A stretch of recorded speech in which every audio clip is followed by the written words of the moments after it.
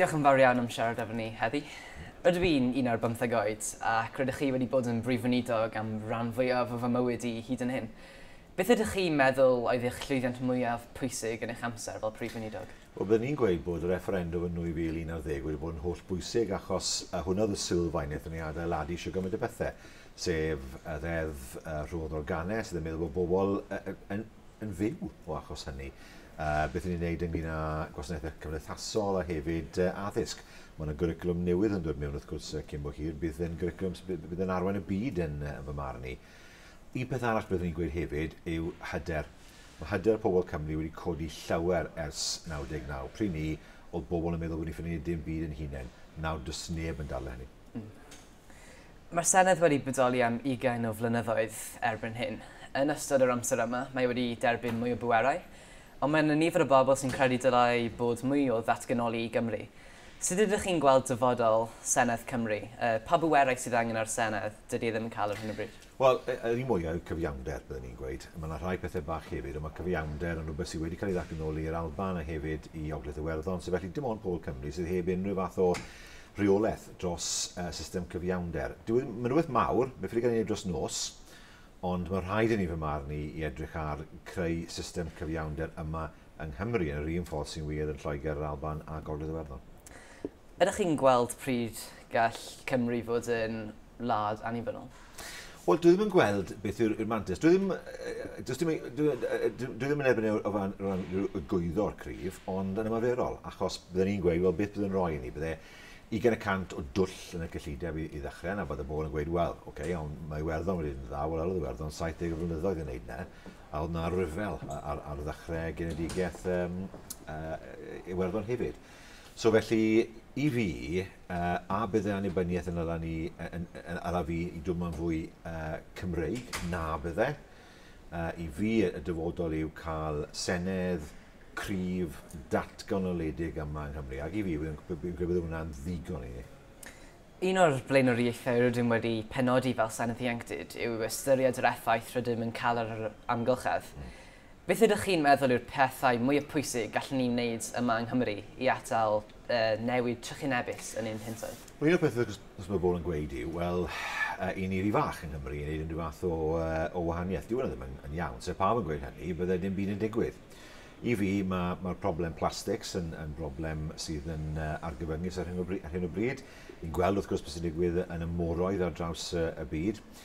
Ac i fi, y pethau bychan yw'r pethau sydd yn bwysig nawr, achos ni wedi delio gyda siw gymaint o'r hanes diwydiannol o dynnu a'r problemau llygad o dynnu blynyddoedd yn ôl. Dwi ddim wedi mynd yn gyfan gwbl, ond wedi cael ei delio gyda mwy neu lai. Ond nawr, mae rhaid ni ystyried am pa ffordd ni'n byw, beth ni'n defnyddio, beth yw'r effaith ar y planet, achos mae rhaid ni sylweddoli, yr unig ffordd i ddatrys y problem sydd gyda ni, a mae fe'n broblem sy'n mynd i effeithio'r genedlaeth nesaf, nid cenedlaethau ar ôl hynny, yw gweithio gyda'n gilydd ar draws y byd. Ond mae rhaid ni'n gwneud, dwi'n ddim yn meddwl wrth gwrs bod ni yng Nghymru ddim yn gwneud dim byd yn y cyfamser. Mae nifer o bobl yn dweud dylwn ni galw argyfwng amgylcheddol. Beth yn eich barn chi yw ystyr argyfwng amgylcheddol? Wy'n credu bod yn ddatganiad o reality. Dwi ddim yn siŵr yn gwmwys beth mae'n meddwl yn beth sy'n gwneud nesaf. Ond oedd pawb yn meddwl, wel, falle bydd effaith mewn falle canrif, ond nid felly mae'n mynd i fod. Mae pawb yn gweld nawr bod yna effaith mawr yn mynd i fod. Ta beth ni'n gwneud nawr, wrth gwrs, achos sy'n ni'n newid dros nos, bydd yna effaith am ddegawdau i ddod. Ond y cwestiwn i ni fel pobl ar y ddaear yw hwn, a di moyn sicrhau bod yna ddyfodol i'n plant ac i'r cenedlaethau i ddod, neu oedd ni'n jyst mynd i fyw fel se hwn yw'r blynyddoedd diwethaf sydd yn y planet. A i fi, mae rhaid i ni ateb y cwestiwn hwnna gyda'r ateb cynta. Ac wrth gwrs effaith bydd yn effeithio ar fy nyfodol i, achos yn y dyfodol mae'n mynd i effeithio ar fy fi. Ti ddim oedran yn fab. So, a neud tygau wrth gwrs rhy bryd. So, so wy'n deall wrth gwrs yn iawn. Gan eich bod chi ddim yn brifynidog a bod gennych chi ychydig mwy o amser, beth ydych chi'n gwneud gyda'r oriau ychwanegol? Dydych chi ddim yn treulio mewn cyfarfodydd cabinet? Wy dal i fod yn fysi, mae'n beth od. Dwi ddim quite beth ar y penwythnos na'n y nos. Ond beth wedi ffindo yw, a gwaniaeth yw pwysau. Nid siw gymaint yr amser ond y pwysau. Dyw'r pwysau ddim yna. chi ddim yn meddylu pendrwmi trwy'r amser ynglyn â beth sy'n digwydd yng Nghymru a gorfod ymateb trwy'r amser i beth sy'n digwydd. Chi ddim yn trwy'r papurau, wel, electronig nawr, dydd e hyn, a gorfod gwybod popeth. A mae'r pwysau yna wedi mynd, a mae hwnna'n rhywbeth, mae'n rhaid fi weid. O'n i'n brif onidog, hwnna oedd y jobyn o'n i rioed i moyn wneud, a mae wedi bod yn anrydedd i wneud ond oedd 9 mlynedd yn lot. Gormodd, byddwn ni'n gweud. A yn y diwedd, mae rhaid i chi wneud rhywbeth sy'n tynnu'r pwysau yna bant o'ch sgwydda.